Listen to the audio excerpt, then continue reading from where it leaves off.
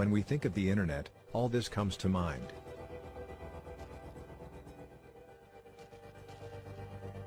And yes, it is amazing technology. But we also have images in our mind, which we have obtained from what we have said in school since we were children. We have seen them on television or in movies. When we talk about telecommunications, we also think about this. But how close to reality are those images? How is the whole world connected to the internet? Are there satellites floating up there? First, we have to know how telecommunications and the internet work globally. The reality, and it can be verified, is that all the countries in the different continents are connected to the internet through fiber optic submarine cables. That's right, with cables. While most of us now experience the internet through Wi-Fi and phone data plans, those systems eventually connect with physical cables that rapidly transport information across the oceans.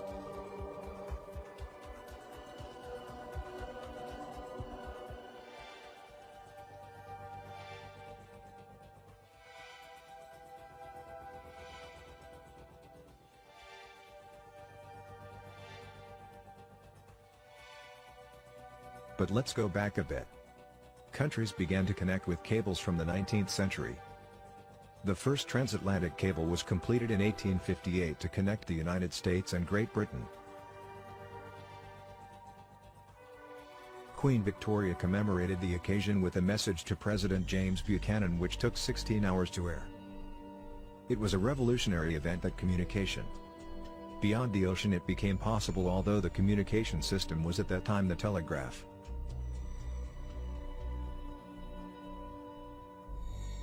In 1866, the transatlantic submarine cable was completed and the submarine cable networks in the world gradually expanded.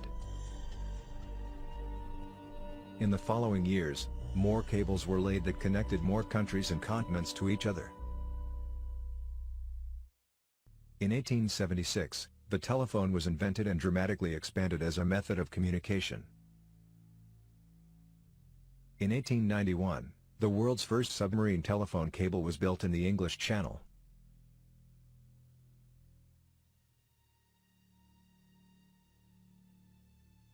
While laying a transatlantic telephone cable was seriously considered since the 1920s, the technology needed to economically viable telecommunications developed until the 1940s.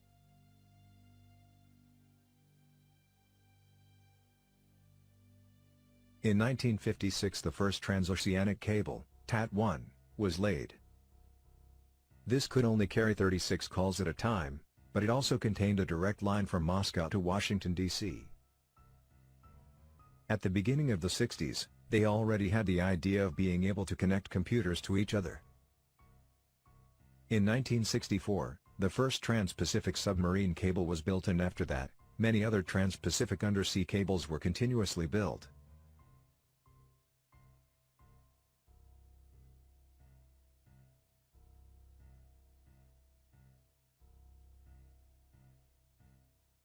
In 1965, two long-distance computers were connected for the first time, one in Massachusetts and one in California, via telephone line. This is how the Internet was born. In 1969, the United States created a military network, called ARPANET. That at the beginning there were only 4 computers connected in different universities. But 2 years later they were already 40. Thus, the network of networks continued to grow, through telephone lines. At that time, transoceanic cables were coaxial cables that transmitted voiceband signals, multiplexed in frequency. But the connections were very slow. Many of these cables can still be used, but they have been abandoned because their capacity is too small.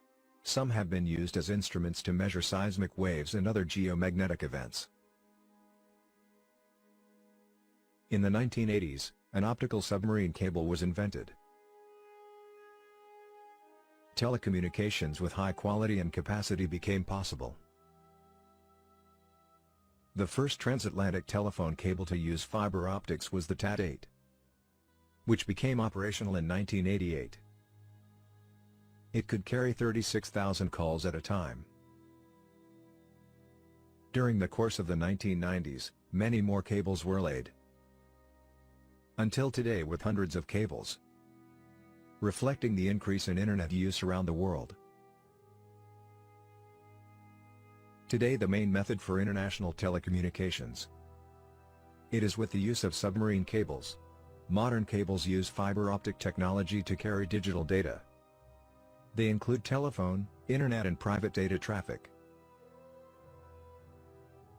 The reliability of submarine cables is high, especially when multiple routes are available in the event of a cable break. Furthermore, the total carrying capacity of submarine cables is terabits per second. In recent years, many submarine cable installations are growing all over the world. Since a communication infrastructure with higher speed and greater capacity is required due to the rapid growth of the internet. Cables are safer in deep water, where they can rest on a relatively flat seabed and they do not rub against rocks or risk other disturbances. The deeper the better.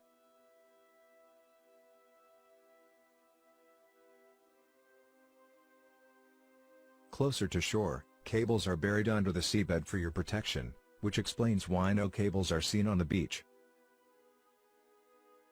But in the depths of the sea they are placed directly on the ocean floor.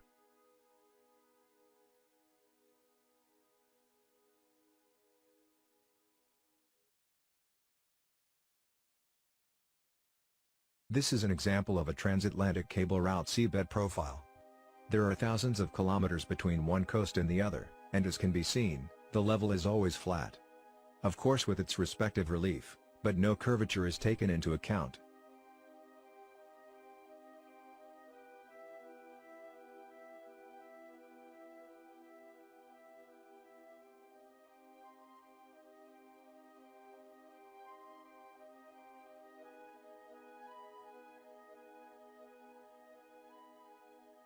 There is no curvature, only relief.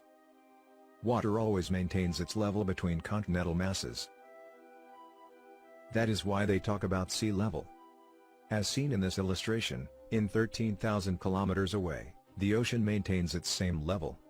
Only the relief and depth change. All cables currently in service use fiber optic technology. In the modern era, telecommunications companies ran most of the cable. But for the last decade the American tech giants they began to take more control. Facebook, Google, Amazon, Apple and Microsoft, they are now building their own systems submarine cable, so they have control over the infrastructure on which they depend. Facebook and Google built one of the largest cables to connect Los Angeles and Hong Kong, called Pacific Light Cable Network. The approximately 13,000 kilometers long high-speed cable. This cable can move data at a speed of 144 terabits per second, which would make it possible to have 80 million calls simultaneous high-definition video conferencing between Hong Kong and Los Angeles. Google also built a cable between Oregon and Japan, and Facebook and Microsoft built one that connects Virginia with Spain. Currently, there are more than 1.2 million kilometers of cables connecting continents to support our demand for communication. Telecommunications operators, mobile operators, multinational corporations, governments, content providers and research institutions. They depend on submarine cables to send data around the world. Something curious is that so far there are no submarine cables between Australia and South America. Perhaps because of the great distance between these 2 points, the risk of placing it in those latitudes of the Pacific Ocean and also for the cost involved. But you may be wondering, what about the radio? Since it is wireless. Well, in this case its spectrum is limited, the range and spread depends on the frequency bands. That can range from a few tens of kilometers to hundreds of kilometers, or in the case of the LF and MF bands, The longest range is approximately 1,500 kilometers, depending also on the weather and terrain conditions. Electromagnetic waves do not travel indefinitely. They fade as the distance increases until they disappear. This is why repeater antennas are used, but the range also depends on the power of the transmitting and receiving antenna. And it is also well known that certain waves can bounce off the ionosphere. This means that the waves collide with layers of the ionosphere and the ionosphere reflects the waves back to another antenna. This peculiarity is used to carry out radio transmissions very long range. Since it can be calculated according to Snell's law, the angle at which it should strike the ionosphere layer to reflect the signal back to the ground and allow it to reach a great distance. Land communications have been around for a long time.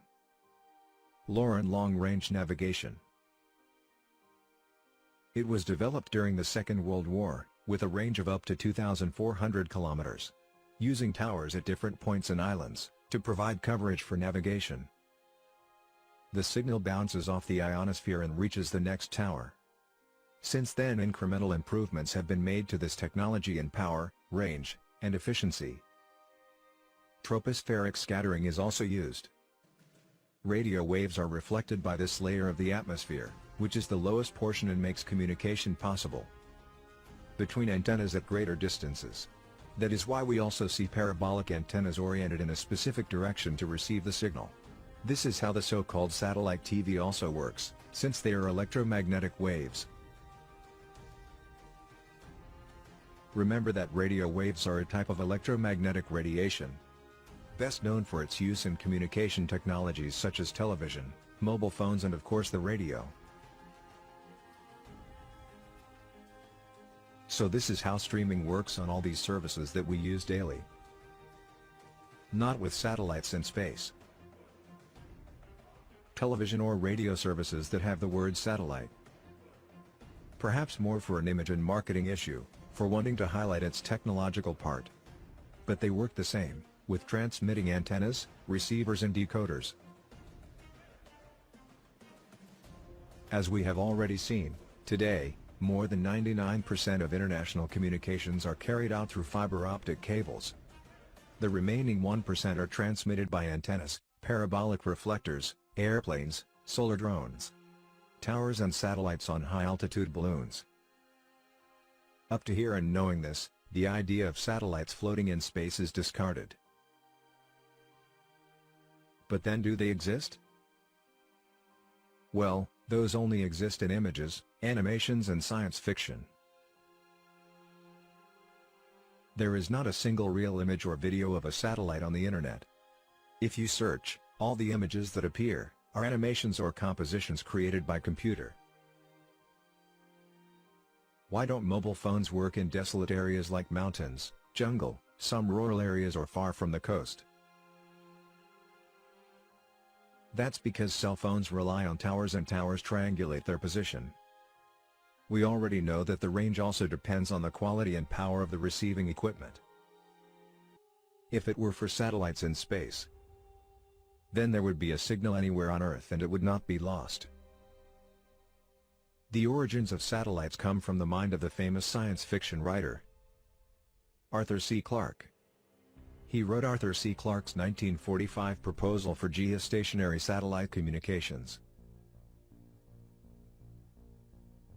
Then this idea continued to appear in science fiction books and later in movies, until it occurred to them to take it to the staging of reality and create satellites out of science fiction.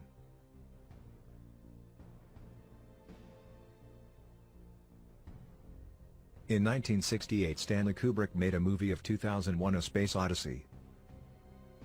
From Clarke's novel of the same name, it is said that Kubrick was hired to make the moon landing. One could assume that 2001: A Space Odyssey was a rehearsal prior to the Apollo mission. If there are so many satellites supposedly orbiting the spherical Earth and probes they send to Mars, why are there no complete images of Antarctica? Only strange images with blank and incomplete digital parts are seen on virtual globes.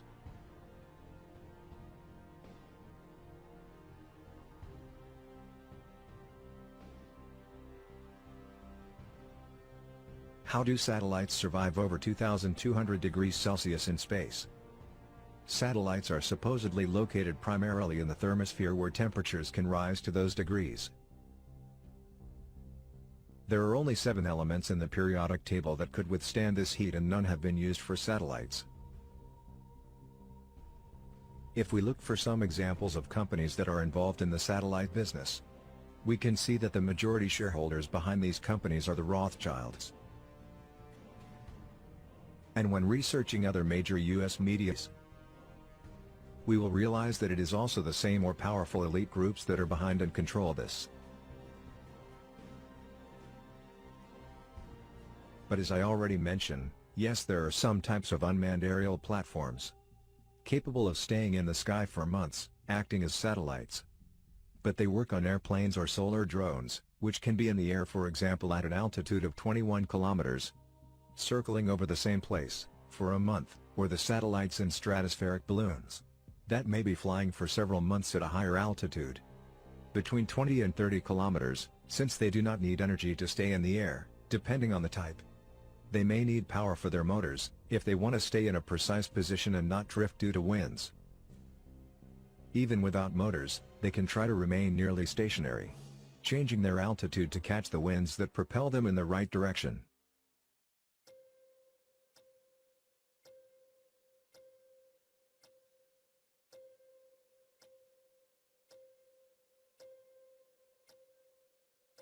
As well as the tide balloons, which maintain their position.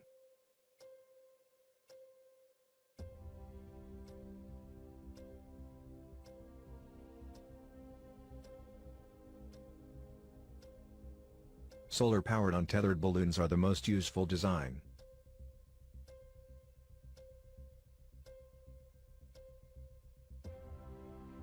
All these vehicles are used for the aerial photo service that we see on maps, radars, optical observation, signal intelligence, weather and telecommunications such as internet or mobile telephony, for example, acting as cell towers 20 kilometers and providing near-perfect coverage in a range of up to 200 kilometers, offering an easy and fast way of coverage for a remote or specific regions.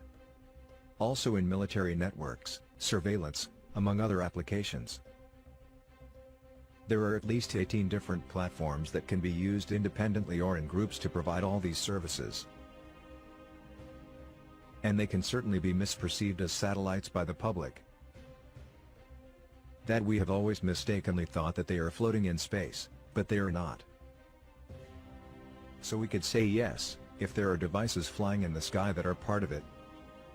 Remember, 1% of the telecommunications technology used worldwide.